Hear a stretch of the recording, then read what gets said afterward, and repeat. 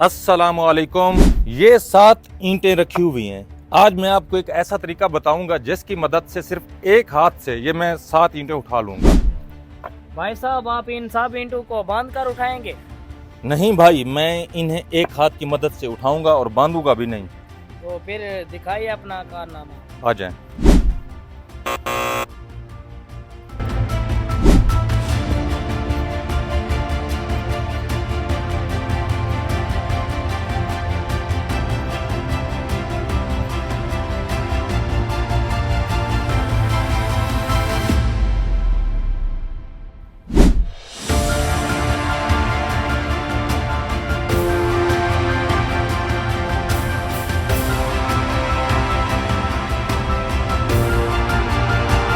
जैसा कि आपने देखा, मैंने एक हाथ की मदद से ये 7 ईंटें उठाई, दूसरा हाथ बिल्कुल यूज भी नहीं किया।